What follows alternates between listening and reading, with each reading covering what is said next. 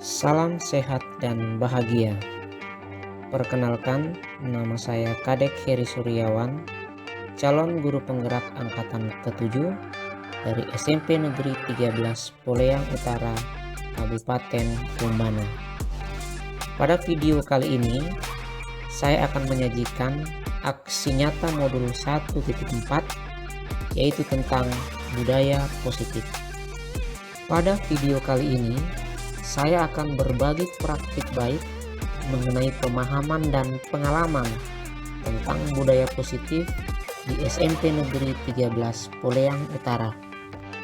Adapun aksi nyata yang telah saya lakukan diantaranya yaitu melaksanakan pengimbasan budaya positif di SMP Negeri 13 Poleyang Utara, serta membuat kesepakatan dan keyakinan kelas bersama-sama dengan murid. Sekolah menjadi salah satu tempat yang sangat baik untuk menumbuhkan dan mengembangkan karakter murid.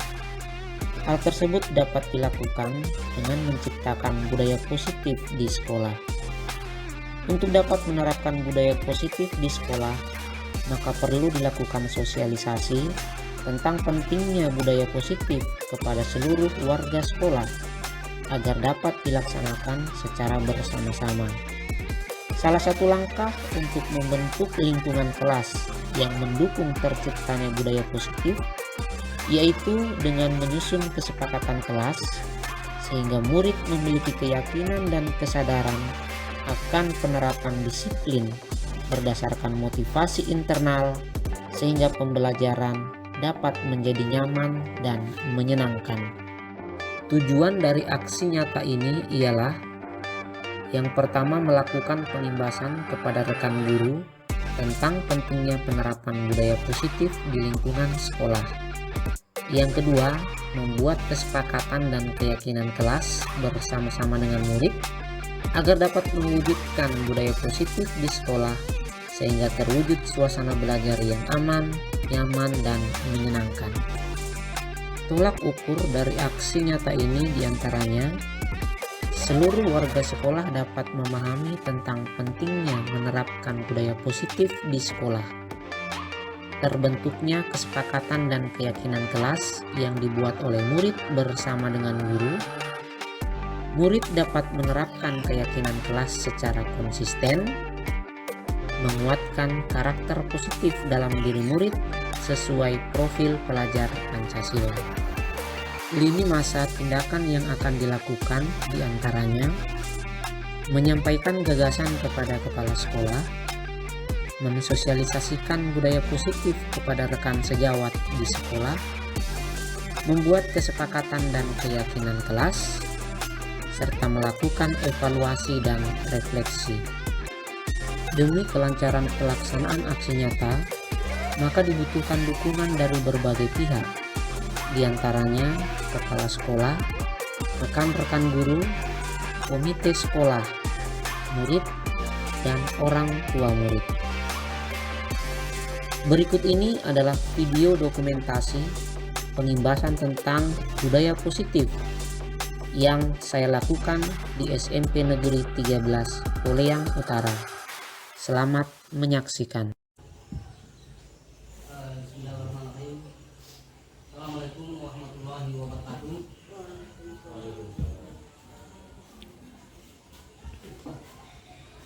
Yang saya hormati dan yang saya banggakan, calon guru penggerak Sintip 13 Poleyang Utara dan rekan-rekan guru yang dapat hadir pada kesempatan pagi ini.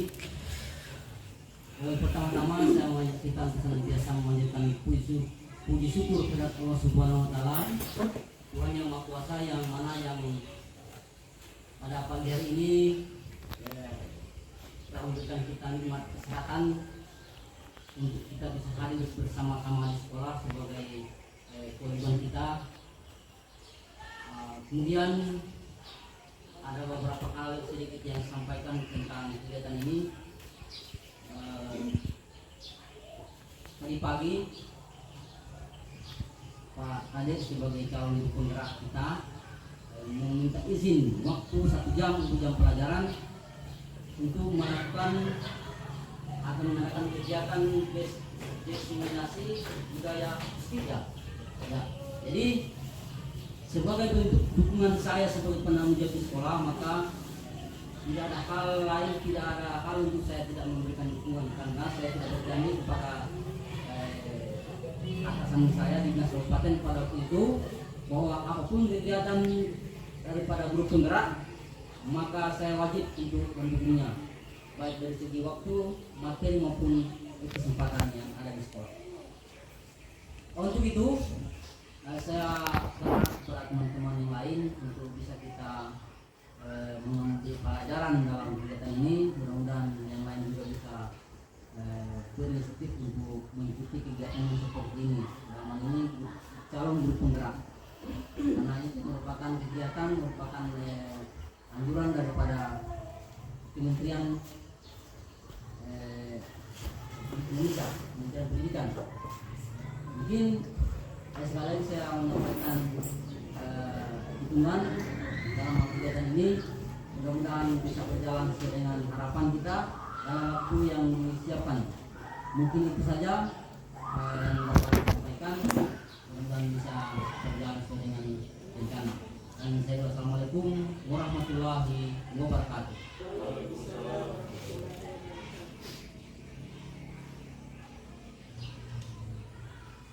Assalamualaikum warahmatullahi wabarakatuh.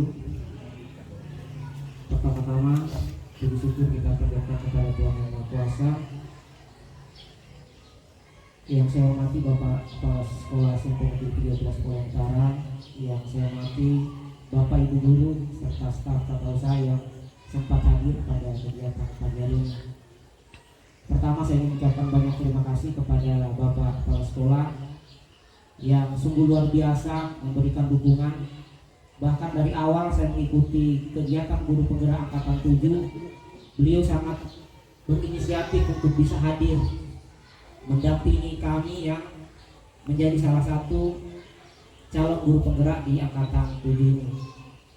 Dan hari ini pun terbukti bahwa beliau sangat mendukung dengan memberikan kesempatan bagi saya untuk bisa memberikan sosialisasi atau pengimbasan tentang materi budaya positif yang saya dapatkan selama mengikuti kegiatan guru penggerak. Mungkin saya bercerita sedikit mengenai pengalaman saya. Jadi guru penggerak atau calon guru penggerak yang saya ikuti ini murni adalah berasal dari dalam diri saya sendiri dan tidak ada paksaan dari pihak manapun. Tujuan saya mengikuti adalah untuk bisa meningkatkan kompetensi yang saya miliki, dan itu saya harapkan juga semoga kedepannya teman-teman yang lain bisa juga memiliki kesempatan untuk bisa ikut dalam kegiatan calon guru penggerak ini. Baik, sebelum saya memberikan materi,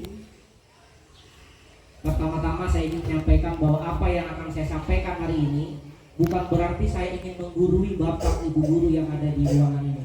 Sekali lagi, bukan berarti saya ingin menggurui atau mengajar Bapak Ibu guru, tetapi saya diberikan mandat dalam pendidikan calon guru penggerak ini untuk mensosialisasikan atau untuk menyampaikan materi khususnya budaya positif yang harus saya sampaikan kepada teman-teman guru di sekolah.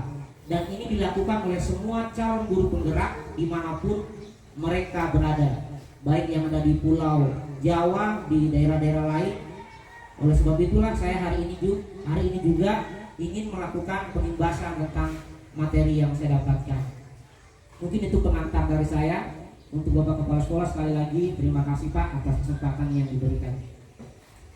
Baik, Bapak Ibu guru yang saya hormati,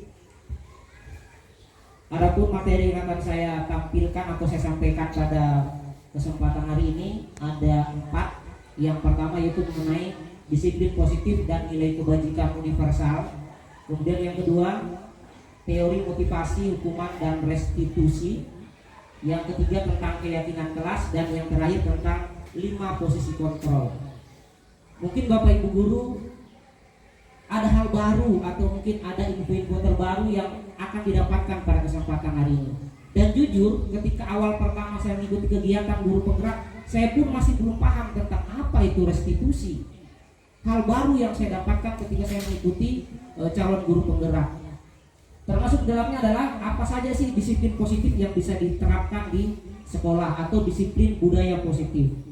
Baik, untuk materi yang pertama yaitu disiplin positif dan nilai kebajikan universal. Saya akan berikan penjelasan sedikit tentang perubahan paradigma. Di sini ada sebuah aktivitas yang saya ingin lontarkan kepada Bapak Ibu guru. Jadi seperti ini. Jika Anda adalah A, sebagai contoh ini misalkan, tugas Anda adalah mengepal salah satu tangan, dan di dalam kepalan tangan Bapak Ibu adalah sesuatu yang sangat berharga. Sesuatu yang sangat berharga. Bisa Bapak Ibu bayangkan itu. Sesuatu yang sangat berharga ada di kepalan tangan Bapak Ibu. Kemudian teman Bapak Ibu yang ada di sebelahnya ingin membuka kepalan tangan Bapak Ibu, ingin mengetahui apa sih isi di dalam kepalan tangan Bapak Ibu. Nah, ada 3 buah pertanyaan yang ingin saya sampaikan. Pertanyaan pertama, apakah Anda akan membuka kepalan tangan Anda? Yang kedua, apakah Anda akan tetap menutup kepalan tangan Anda? Dan yang ketiga, dalam kegiatan ini sesungguhnya siapa yang menjadi kendali atau pemegang kontrol untuk menutup dan membuka telapak tangan Bapak Ibu? Mungkin ada yang bisa memberikan sedikit jawaban. Kira-kira Ibu Alda, saya mau tanya, ketika di tangan Ibu ada sebuah kepalan yang sangat berharga, apakah Ibu akan membuka jika dibujuk oleh Pak Bahar? Tidak.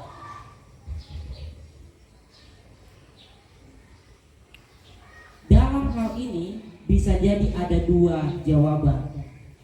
Mungkin ada yang akan membuka, tetapi mungkin ada juga yang tidak mau membuka. Ketika hal berharga itu bisa bermanfaat untuk orang lain, pasti dia akan siap untuk membuka. Tetapi ketika masalah itu akan menimbulkan masalah lain, saya yakin dia tidak akan buka itu. Jadi intinya bahwa dalam hal ini yang menjadi pengontrol atau pengendali telapak tangan yang digenggam tadi tentunya adalah diri kita sendiri. Tidak mungkin ada orang lain yang akan bisa mengontrol kita. Meskipun mungkin akan dibujuk, dihardik, dimaki, ketika hal itu sangat berharga buat kita, tidak mungkin akan kita berikan kepada orang lain. Tetapi dalam situasi tertentu bisa jadi kita bisa berikan kepada orang lain.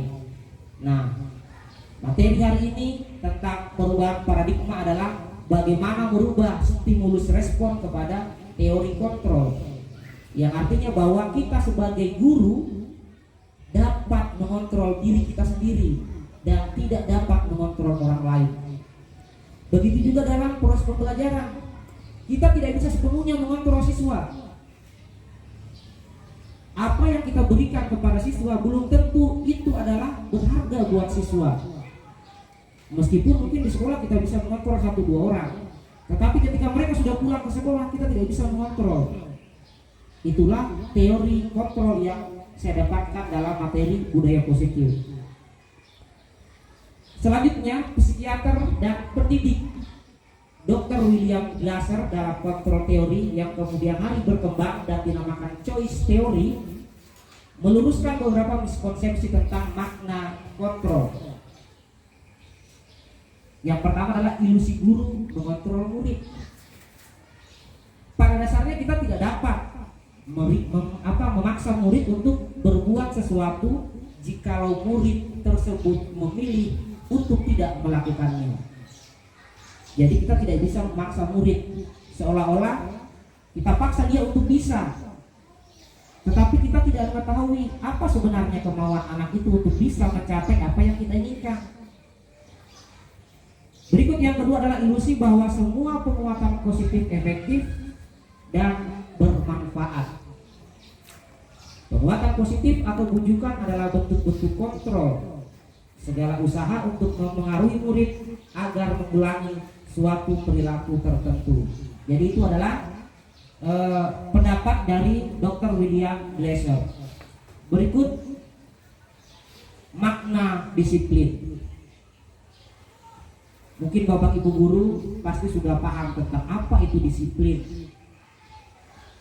Ketika mengenal kata disiplin, tentu yang terbayang adalah sebuah tata tertib atau aturan. Bahkan tata tertib sering dihubungkan sebagai suatu hukuman. Ketika misalkan si anak tidak hadir 30 menit setelah pembelajaran, pasti kita akan berikan sanksi. Begitu juga dalam pembelajaran, dia tidak bisa mengerjakan soal matematika, bisa jadi mungkin akan diberikan sebuah hukuman, apakah mungkin push up atau mungkin dijewer telinganya dan lain-lain sebagainya. Nah, setelah saya mempelajari tentang budaya positif pada pendidikan guru penggerak, ternyata hukuman itu adalah sesuatu yang tidak baik untuk dilakukan. Karena tentang belajar positif tidak harus dengan memberikan hukuman. Tidak seharusnya dengan memberikan hukuman. Karena hukuman merupakan alternatif terakhir yang harusnya dilakukan. Dan kalau perlu, jangan dilakukan sama sekali. Itu yang saya dapatkan selama pendidikan guru penggerak. Hal itu juga sama persis dengan apa yang disampaikan oleh Bapak pendidikan kita, yaitu Ki Hajar Dewantara, di mana beliau menyatakan bahwa di mana ada kemerdekaan, disitulah harus ada disiplin yang kuat. Sesungguhnya disiplin itu bersifat self-discipline, yang artinya adalah bersumber dari dalam diri kita masing-masing, bukan bersumber dari orang lain.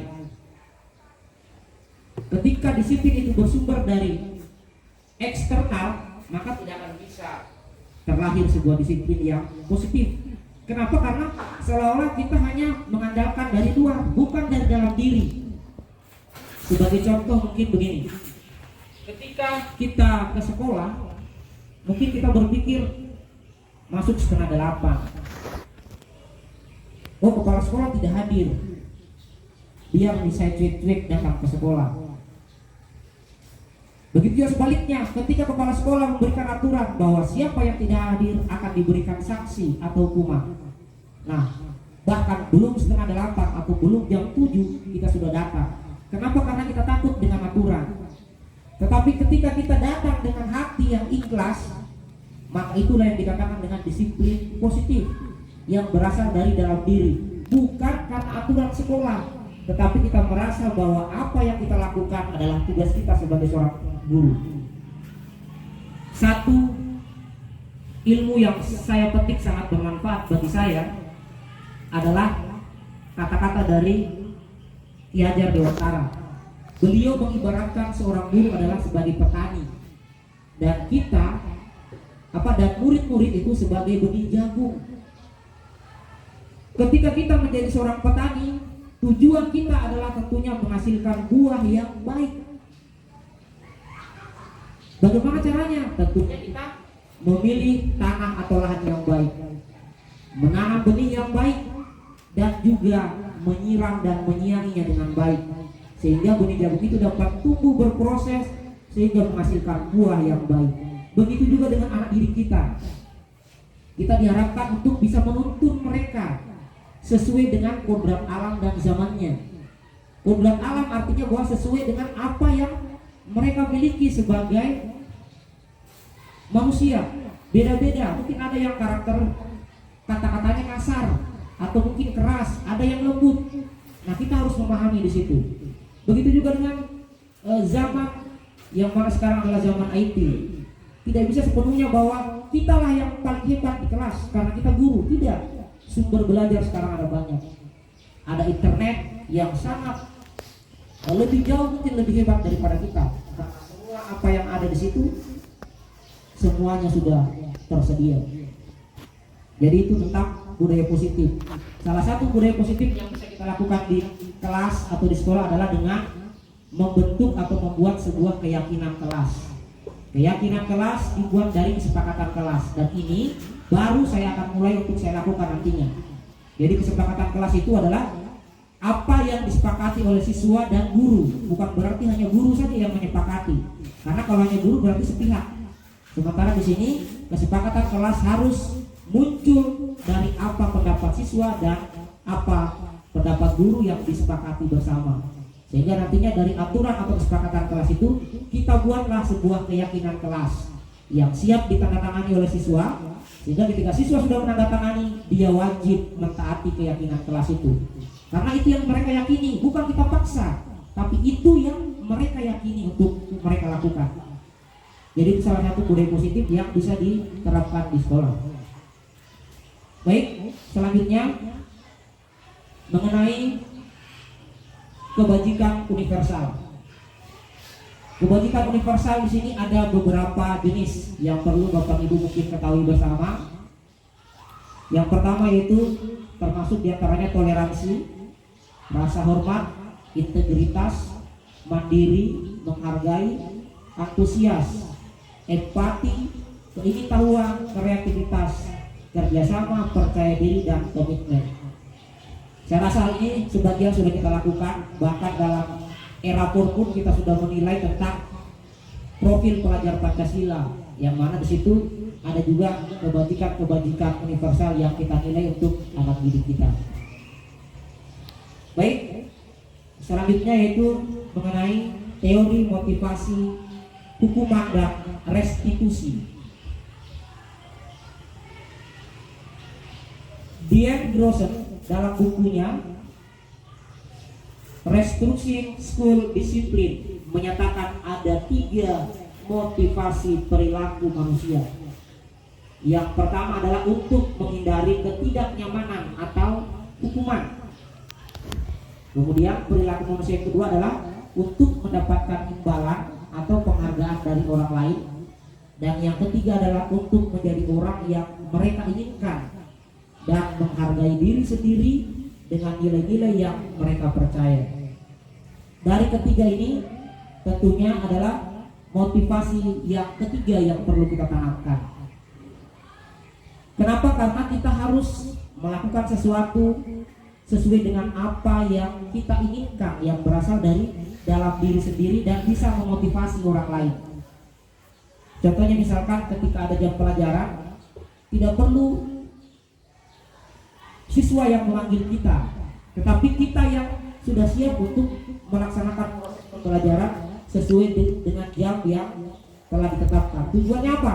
Tujuannya agar dari dalam diri kita lah kita mulai, bukan karena dorongan dari eksternal atau dari orang lain, bukan karena teguran dari kepala sekolah kemudian kita mau mengajar, tetapi dari dalam diri kita masing-masing. Meskipun sebagai manusia biasa, saya pun pernah melakukan hal yang tidak sesuai dengan apa yang diharapkan dalam perilaku ini.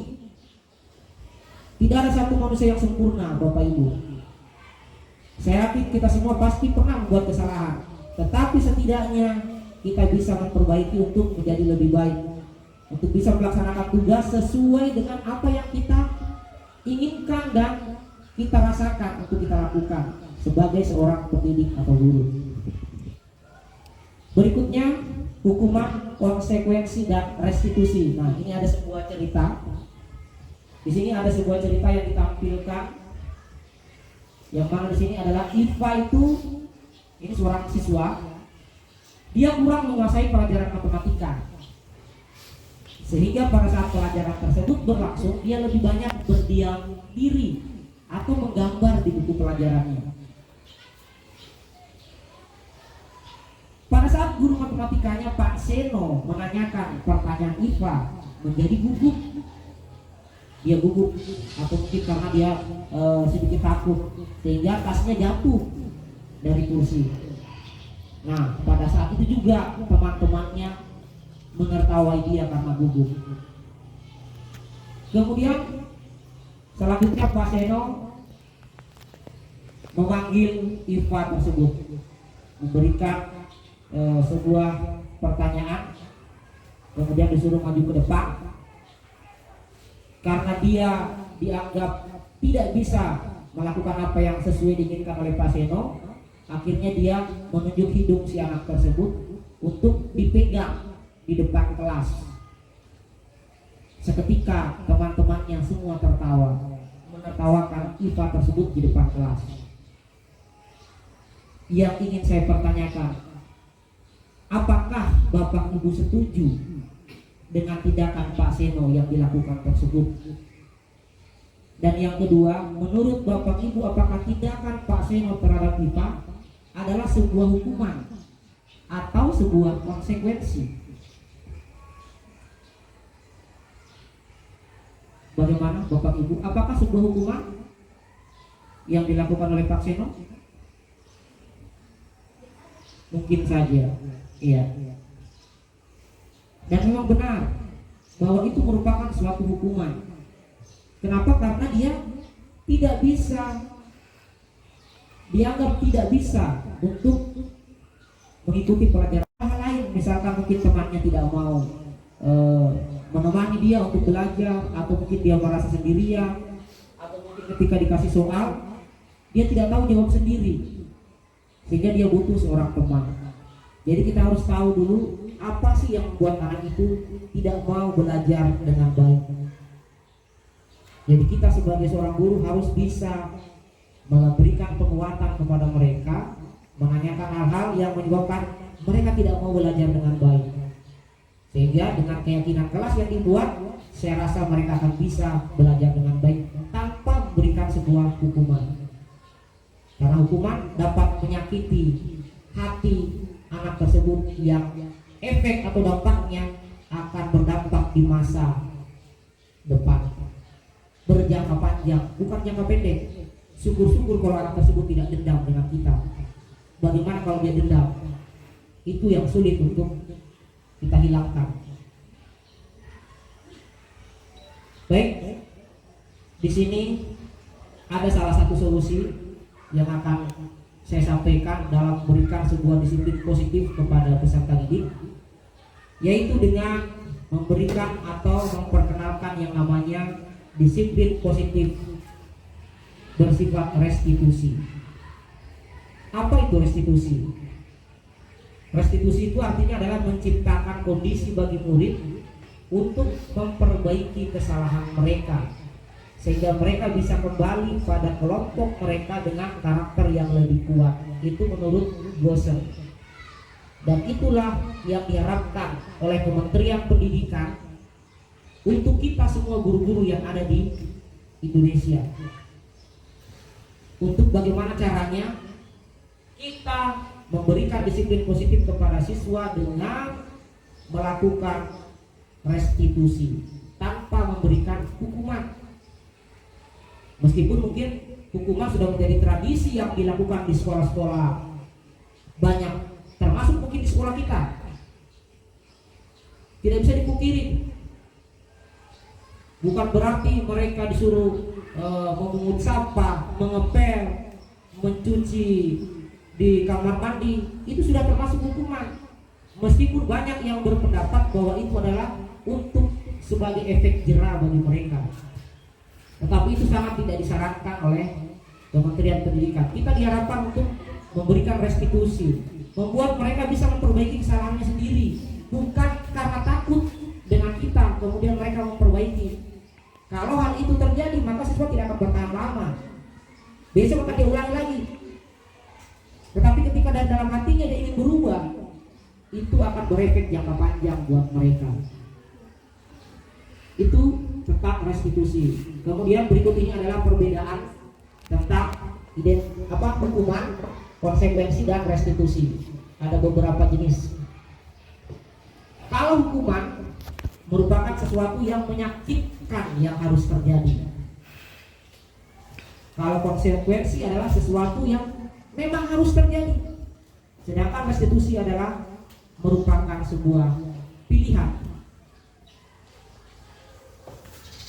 Kemudian hukuman tidak nyaman untuk murid untuk jangka waktu yang panjang.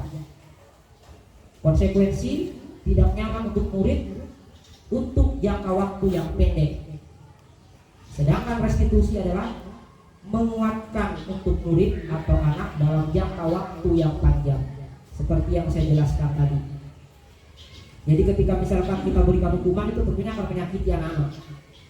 Contoh misalkan dia di depan kelas dihukum, saya dulu sering juga melakukan karena saya guru matematika. Sering sekali dulu, bahkan saya suruh anak push up, kemudian saya pukul pakai spidol, dan itu tidak perlu kita sembunyikan. Itu hal yang wajar yang pernah kita lakukan. Tetapi belakangan ini saya sudah mulai rombak hal tersebut. Kenapa? Karena saya memang dituntun seperti itu. Saya diajarkan untuk menuntun anak-anak tanpa melalui hukuman, dengan menyadarkan mereka bahwa mereka punya sebuah keyakinan yang harus mereka terapkan dalam diri mereka untuk masa depannya.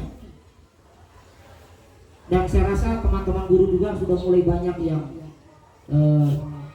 melakukan perilaku-perilaku yang tentunya adalah tujuannya adalah baik untuk anak-anak didik kita. Baik, berikut. Nah, ini dari penjelasan perbedaan tadi dapat disimpulkan bahwa hukuman itu bersifat tidak terencana atau tiba-tiba. Tidak ada hukuman yang langsung muncul ketika itu. Misalkan dia tidak kerjakan PR, kita suruh maju, tiba-tiba spontan kita sampaikan usap 10 kali. Secara tiba-tiba hukuman itu muncul. Kemudian disiplin dalam bentuk konsekuensi adalah sudah terencana. Contohnya misalkan anak kelas 9A, kalau kalian ada yang terlambat 1 menit, maka konsekuensinya setelah istirahat kamu mengerjakan tugas dan jangan istirahat. Itu konsekuensi yang sudah disepakati. Contoh. Berarti kita sudah ada kesepakatan dengan siswa. Meskipun konsekuensi itu masih bersifat kurang baik untuk kesuksesan anak di masa depan. Sedangkan restitusi membantu murid menjadi lebih memiliki tujuan, disiplin positif dan memulihkan dirinya setelah berbuat salah. Jadi kita berikan penguatan untuk bagaimana mereka bisa merubah kebiasaan buruknya menjadi hal-hal yang bersifat positif. Berikut, ini adalah materi terakhir, yaitu tentang 5 posisi kontrol. Menurut Dian Goosen ada 5 posisi kontrol yang diterapkan oleh seorang guru. Di antaranya pertama adalah penghukum, yang kedua adalah pembuat merasa bersalah, yang ketiga sebagai teman, yang keempat sebagai pemantau, dan yang kelima adalah sebagai manajer. Dari kelima posisi kontrol ini ada 1 posisi kontrol yang diharapkan untuk bisa diterapkan oleh Bapak Ibu guru di sekolah, yaitu posisi kontrol yang kelima, manajer. Kita diharapkan bisa menjadi manajer yang baik agar pendidikan dapat berkualitas tentunya. Berikut ini penjelasan, dan nanti di akhir penjelasan ini ada sebuah video yang akan kita saksikan bersama tentang bagaimana kelima posisi kontrol tersebut diterapkan di sebuah sekolah. Saya jelaskan dulu sedikit. Posisi kontrol sebagai penghukum, seorang penghukum itu bisa menggunakan hukuman fisik maupun verbal. Sehingga guru seperti ini senantiasa percaya hanya dari satu cara agar pembelajarannya bisa berhasil, yaitu hanya caranya dia. Guru menganggap bahwa apa yang dia berikan atau cara dalam mengajar sudah paling benar, sehingga ketika ada kesalahan siswa pasti akan dihukum. Berikut adalah pembuat merasa bersalah. Pada posisi ini biasanya guru akan bersuara lebih lembut. Pembuat merasa bersalah akan menggunakan keheningan yang membuat orang lain merasa tidak nyaman, bersalah atau rendah diri. Jadi misalkan ada seorang anak yang melakukan sebuah kesalahan, kemudian kita anggap bahwa anak itu kesalahannya gara-gara dialah membuat kita juga menjadi bermasalah, sehingga dia merasa bersalah, jadi tidak boleh dilakukan. Kemudian berikut adalah posisi guru sebagai teman. Nah, di sini adalah posisi di mana guru tidak akan menyakiti murid, namun akan tetap berupaya mengontrol murid melalui persuasi. Artinya begini, ketika kita menganggap murid kita sebagai teman, mungkin ada dampak positif, tapi pasti ada dampak negatifnya. Ketika saya menganggap si A sebagai teman, mungkin saja dia akan baik dengan saya, tetapi belum tentu baik dengan Pak Rais, Pak Marta, Ibu Yusra, dan Ibu Aksiati. Belum tentu. Kenapa? Karena dia hanya berpatokan pada satu guru saja yang dianggap sebagai temannya. Jadi itu dianggap sebagai posisi kontrol yang masih kurang tepat. Berikut adalah posisi kontrol sebagai pemantau. Memantau berarti mengawasi. Nah, kalau mengawasi tentunya adalah kerja berat seorang guru untuk selalu mengawasi. Kita harus mengontrol terus alam diri kita, sementara waktu kita terbatas. Kita hanya bisa mengontrol ketika ada di sekolah. Di luar sekolah kita tidak bisa mengontrol anak didik kita. Dan itu pun tidak akan maksimal kita bisa mengontrol anak didik kita sepenuhnya di sekolah. Yang terakhir adalah posisi manajer. Manajer adalah posisi di mana guru berbuat sesuatu bersama-sama dengan murid, mempersilahkan murid mempertanggungjawabkan perilakunya, mendukung murid agar dapat menemukan solusi atas permasalahannya sendiri. Sehingga seorang manajer bukan ingin menghakimi atau menghukum siswa, tapi lebih kepada memberikan penguatan. Ketika ada siswa yang bersalah, diberikan penguatan positif sehingga mereka bisa memperbaikinya dari dalam diri, bukan karena dari kita, tetapi dari dalam dirinya. Itu yang diharapkan untuk kita lakukan di sekolah. Baik, ini adalah sebuah video yang akan menampilkan bagaimana 5 posisi kontrol tersebut dilakukan dalam penerapan disiplin budaya positif di sekolah. Ini adalah materi terakhir dan mari kita saksikan bersama-sama. Oke. Ambil belakang. Salam bahagia Ibu dan Bapak guru hebat. Dalam penerapan disiplin positif restitusi, salah satu program yang dikembangkan adalah 5 posisi kontrol. 5 posisi kontrol dalam restitusi adalah proses perjalanan seorang pendidik agar dapat mengenali dirinya. Pada video kali ini, kita akan membahas tentang 5 posisi kontrol yang dikembangkan oleh Dayan dosen dan contoh penerapannya.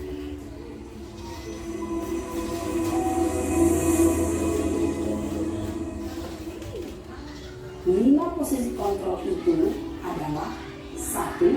Posisi penghukum, 2. Posisi pembuat merasa bersalah, 3. Posisi teman, 4. Posisi pemantau atau monitor, dan 5. Posisi manajer. Untuk lebih memahami kelima posisi tersebut, mari kita saksikan kasus Naren yang terlambat hadir 20 menit di sekolah dan melihat bagaimana kelima posisi kontrol dalam menghadapi masalah tersebut.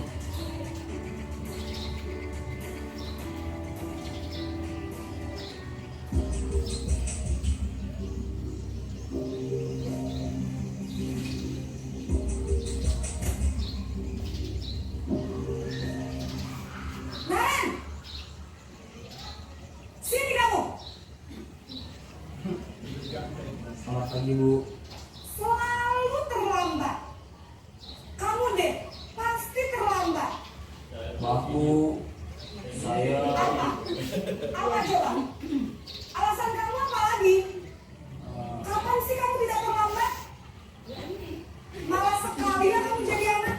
saya Dasar pemalas. Gak kapok-kapok sih kamu. Sudah berapa kali terlambat? Sana, kamu keliling lapangan basket 2 kali. kenapa saya harus ke lapangan basket, Bu? Kenapa? Kamu melawan ibu? Berani-beraninya jawab. Sudah terlambat, masih berani jawab pula. Sekarang, keliling lapangan basket 5 kali sekalian. Biar kamu. Cepat. Pergi sana ke lapangan basket.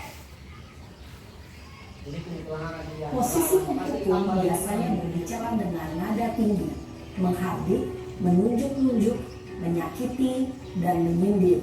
Hukuman bisa berupa fisik maupun psikis. Ibu dan bapak guru hebat.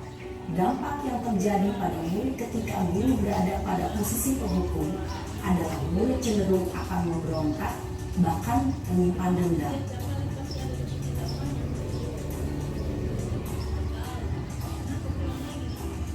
Ini posisi pembuat merasa bersalah.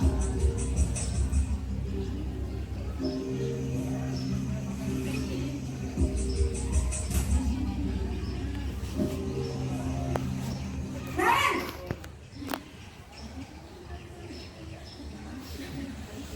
Selamat pagi, Bu. Naren, kamu kenapa terlambat lagi, nak? Ya Tuhan, Naren, kamu senang ya bikin ibu susah ya? Kalau kamu terlambat lagi, nanti ibu yang ditegur bapak kepala sekolah, nak. Disangka ibu tidak bisa membina kamu.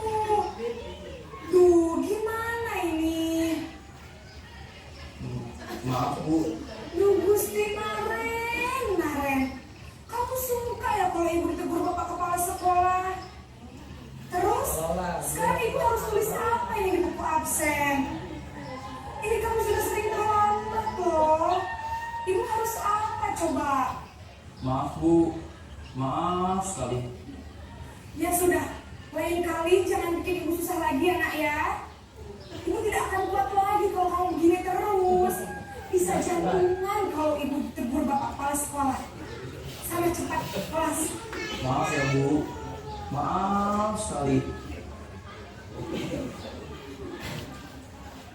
Posisi pembuat rasa bersalah berbicara dengan nada tenang, cenderung lembut. Namun kata-kata yang diutarakan membuat murid merasa menjadi orang yang gagal, memandang buruk dirinya sendiri, merasa tidak berharga, dan tidak sanggup membahagiakan orang lain.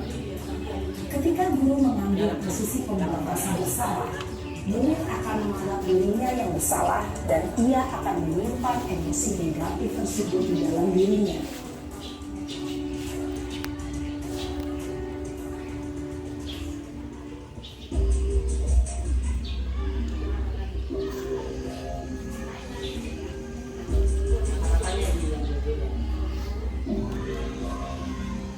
Naren,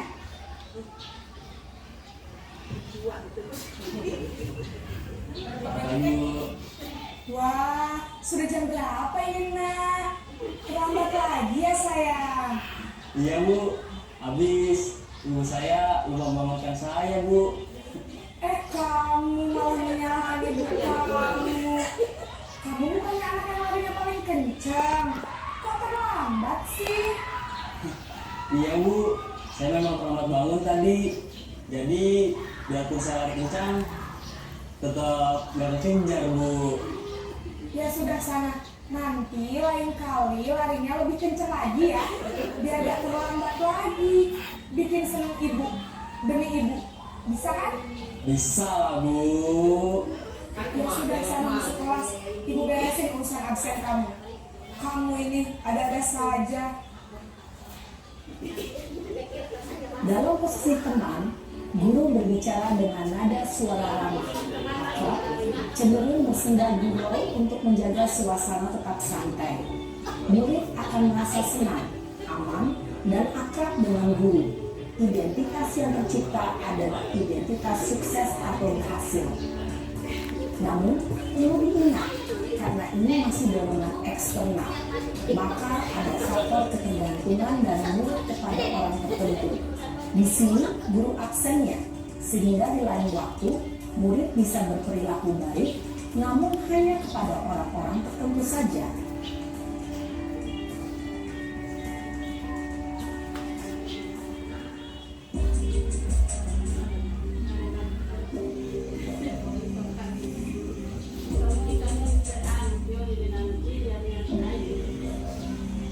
Naren!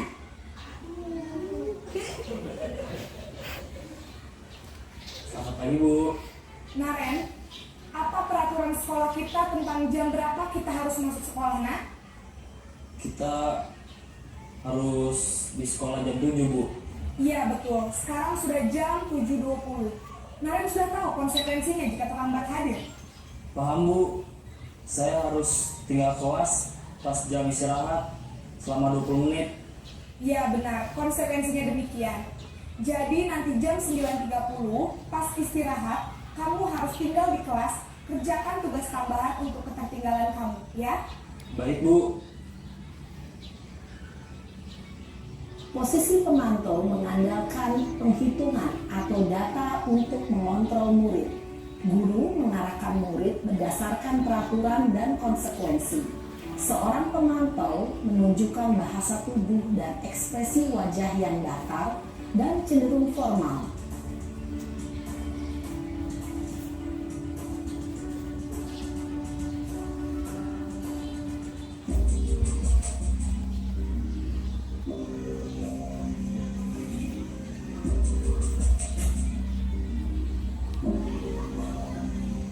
Naren,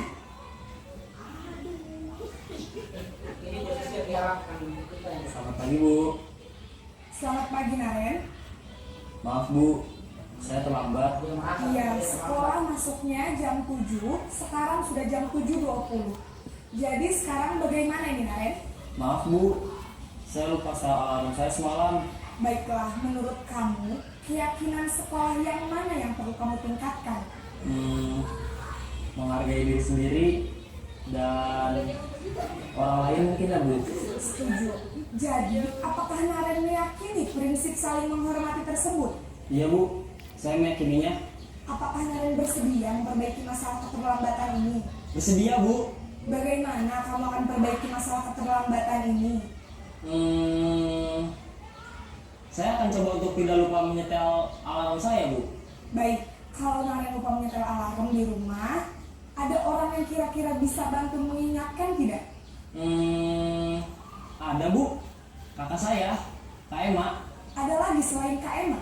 Selain Kak Emma, ada ibu saya. Baik, jadi yang mengingatkan Naren adalah Kak Emma dan ibu kamu ya?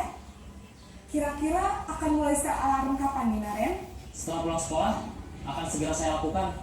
Baik, jadi Naren akan setel alarm untuk bangun besok pagi dan akan diingatkan oleh kakak dan ibunda Naren ya. Ada lagi yang mungkin perlu dilakukan Naren agar tidak terlambat bangun lagi?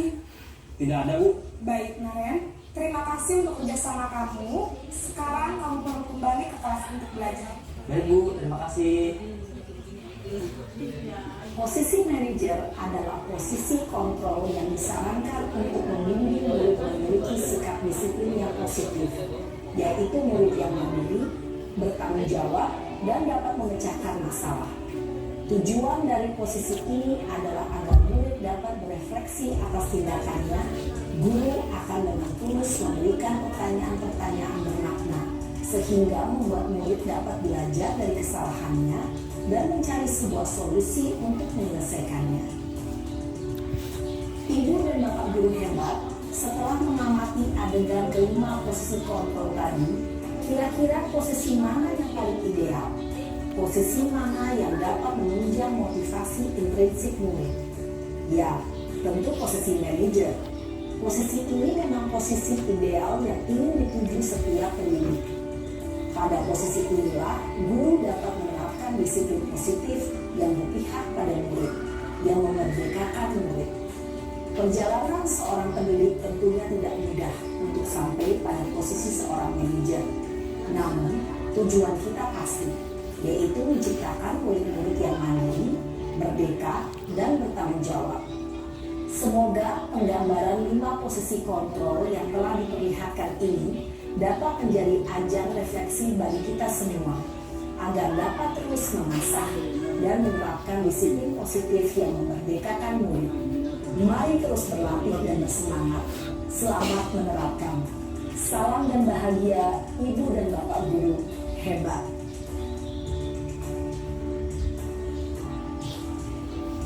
Ya, itulah tadi video dari 5 posisi kontrol yang sudah ditampilkan, dan kita diharapkan untuk bisa menjadi seorang guru yang memiliki posisi kontrol manajer. Meskipun yang berat, tetapi kita berusaha untuk bisa kita menerapkannya.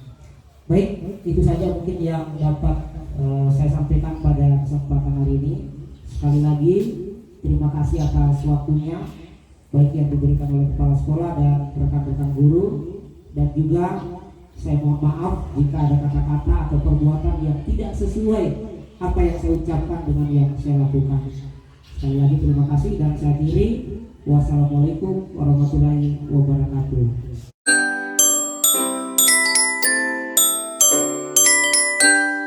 Assalamualaikum warahmatullahi wabarakatuh.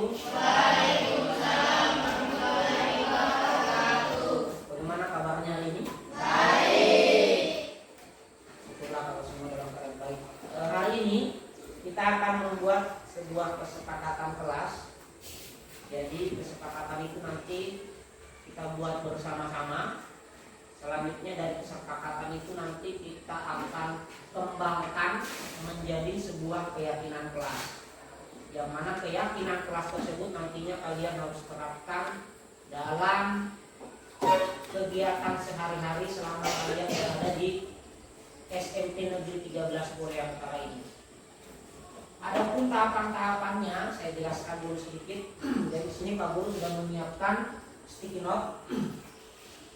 Nanti sticky note ini akan saya bagikan kepada kalian semua satu persatu. Selanjutnya kalian menuliskan apa-apa saja yang menurut kalian hal-hal yang positif maupun hal-hal yang tidak perlu misalkan untuk kita lakukan di sekolah. Nah, kesepakatan itulah nantinya yang akan kita sepakati bersama-sama, kita bentuk menjadi sebuah keyakinan kelas untuk kelas 7A. Jadi kalian tulis di kertas atau di sticky note ini hanya satu kalimat satu orang. Sudah dipahami? Satu kalimat satu orang. Jadi kalian tulis apa yang diinginkan akan kita terapkan sebagai sebuah keyakinan kelas di kelas 7 ini. Oke, sekarang saya bagikan satu persatu.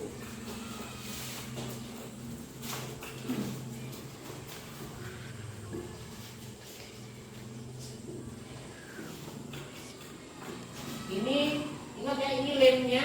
Jadi kamu tulis yang di sini saja. Karena nanti akan ditempel.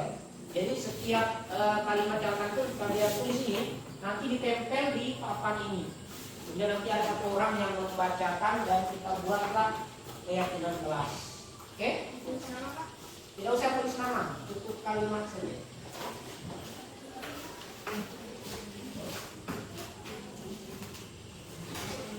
Ingat jangan di pas di lemnya ya, di belakangnya lem, mana jangan ditempel.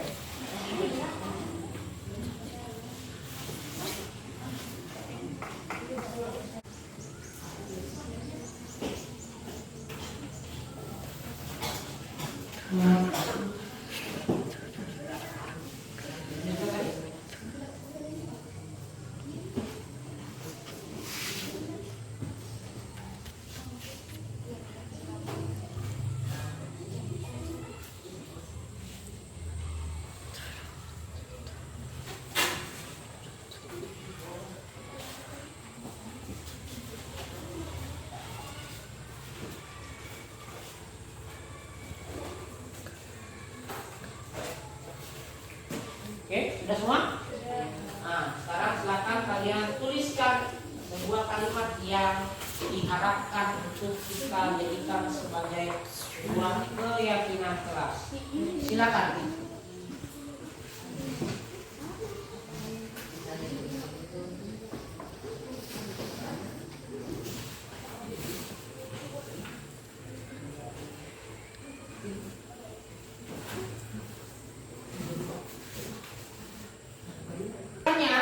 Ketika semua sudah menulis apa yang kalian harapkan di kelas kita ini menjadi sebuah kesepakatan kelas. Jadi setelah ini setiap orang bersusun ya, mulai dari Naufal, kemudian lanjut ke belakang satu persatu, menempelkan di papan yang telah disiapkan di depan ini. Jadi tempel, bersusun, kemudian nanti satu orang akan saya panggil, kita pisahkan. Siapa tahu ada kalimat-kalimat yang sama nanti digabung di sini. Dijadikan misalkan ada kalimat yang sama nanti kita pisahkan supaya kita jadikan sebuah keyakinan kelas yang berbeda-beda. Oke, silakan. Ya. Oke, silakan mulai dari novel. Silakan di scan di papan yang disediakan. Itu. Dari itu sini. Oh iya, boleh. Biar sudah. Lanjut.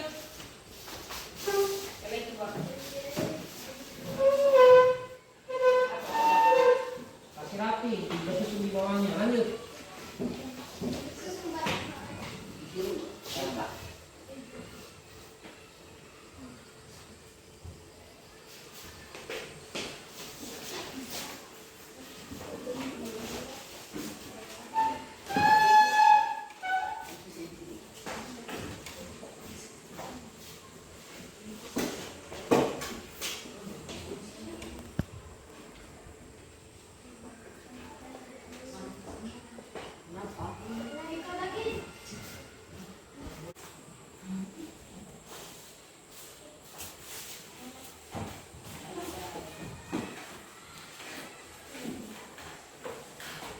Oke, lanjut.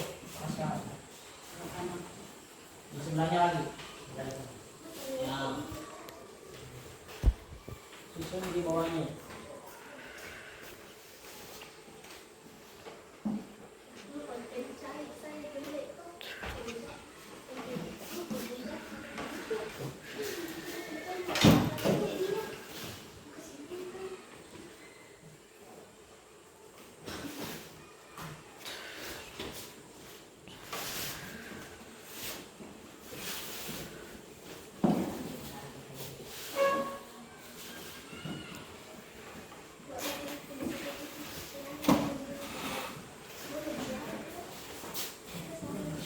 Di bawahnya.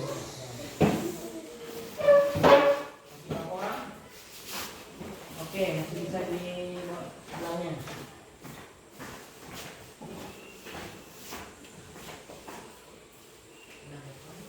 Lanjut. Sudah semua? Sudah. Nah, sekarang saya panggil satu orang, Puput, maju ke depan.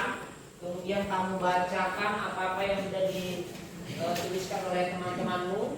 Kemudian ketika ada yang sama nanti kamu pisahkan di sebelah sini. Kamu tempel dia menjadi satu supaya tidak perlu lagi kita buat kesepakatan itu karena sudah sama. Oke? Silakan maju. Kamu baca-baca dulu. Kemudian kalau ada yang sama bisa ditempel. Contohnya misalkan apa ini?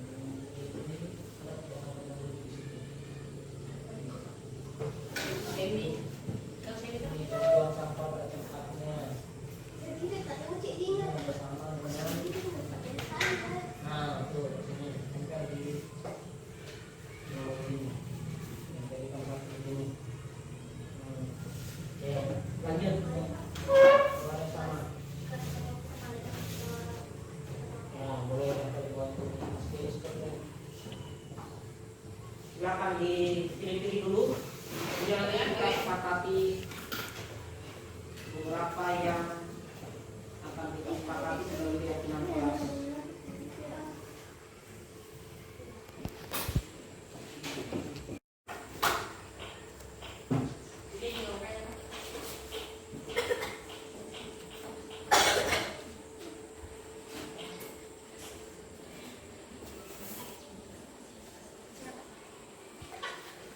Oke, sudah dikumpulkan. Nah, sekarang coba baca yang ada sama-samanya supaya kita sepakat. Ya, kamu saya di situ. Satu dulu yang di situ, yang paling atas apa di situ? Ya, yang sama. Menjaga fasilitas sekolah.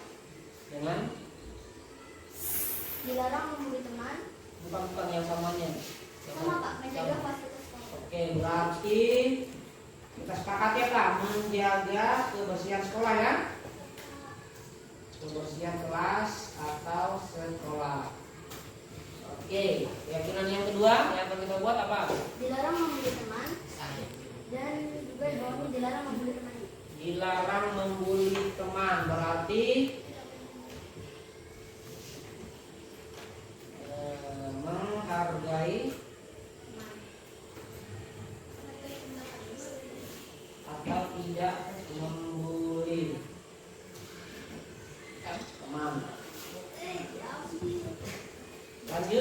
Apalagi? Tidak boleh ribut ketika sedang belajar di kelas. Dan jangan ribut selama pembelajaran dimulai. Nah, berarti aktif dalam pembelajaran. Ada lagi? Membuang sampah, Sambil ditunjuk supaya membuang sampah pada tempatnya. Tidak boleh membuang sampah sembarangan tempat. nah, ini Tidak sama dengan menjaga kebersihan kelas tadi. Ya, Pak. Nah, lanjut. Di bawahnya. Ya, apa itu? Ikut kelas tepat waktu, datang ke sekolah tepat waktu. Nah, berarti datang ke sekolah tepat waktu. Lanjut. Yang bagian mana, Pak? Yang tidak ada samanya lagi sekarang. Apa di situ? Jangan berjalan-jalan atau menyontek di saat jam pelajaran berlangsung. Berarti apa? Menghargai pendapat teman.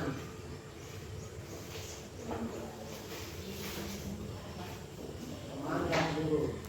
Teman dan guru. Lanjut. Masih ada? Tidak boleh berbicara kasar di dalam kelas atau di luar kelas. Tidak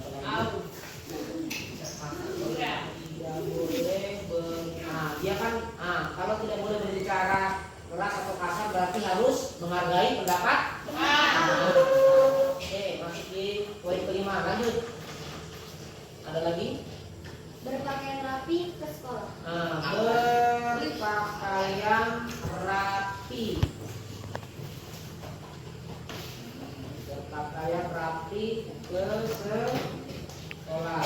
Ada lagi?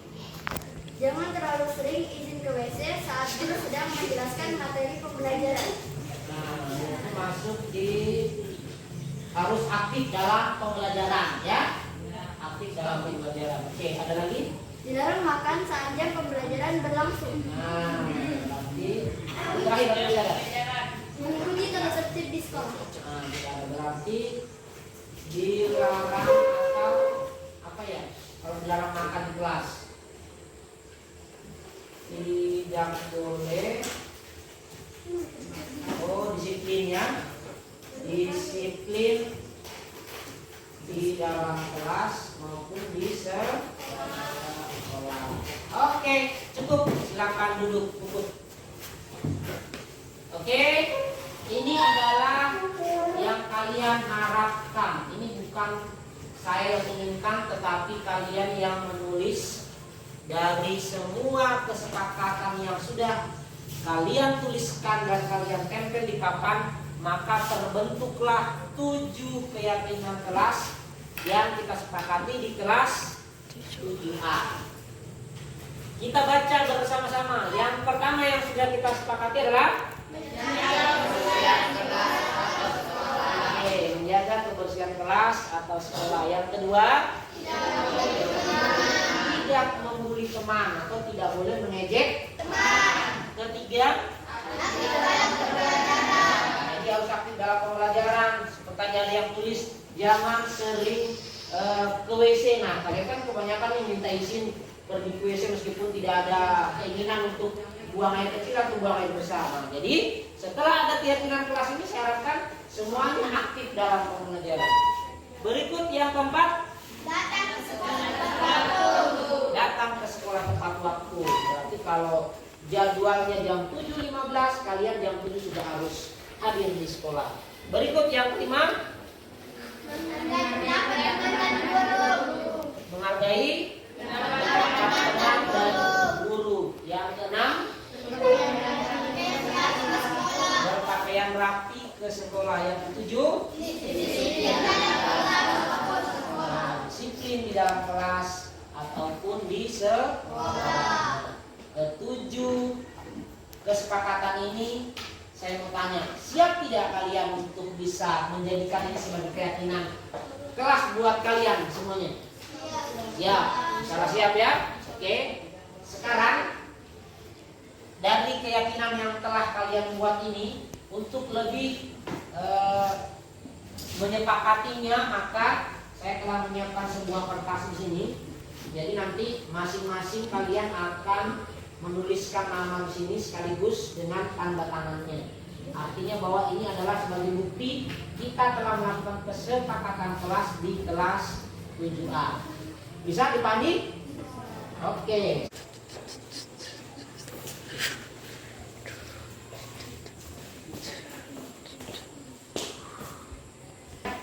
Setelah saya buat format, di sini nanti lihat kalian tulis di sini nomor 1 dan seterusnya, kemudian tulis namanya dan kalian tanda tangan di sebelah kanan. Paham? Oke, silakan mulai dari Puput. Silakan maju. Tulis nama dan tanda tangan.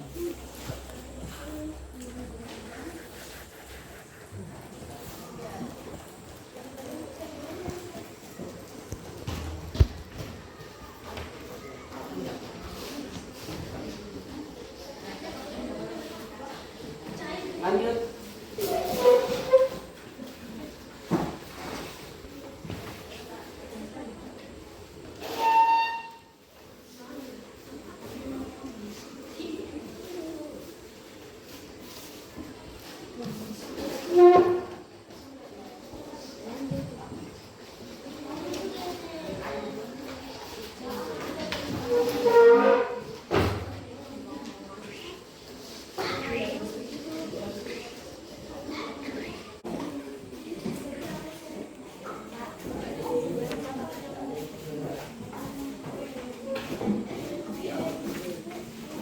Lanjut.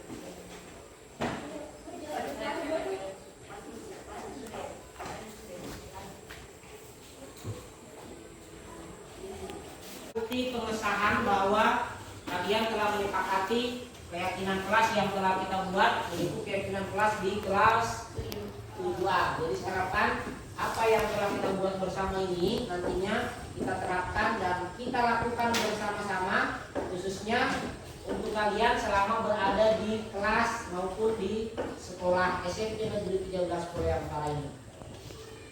Oke, sudah jelas? Ya, mungkin itu saja perjumpaan kita hari ini tentang proses pembuatan kesepakatan dan keyakinan kelas. Semoga apa yang telah kita sepakati bersama ini senantiasa bisa kita lakukan dan khususnya kalian bisa menerapkannya dengan baik. Mungkin itu saja dan saya akhiri dengan wassalamualaikum warahmatullahi wabarakatuh.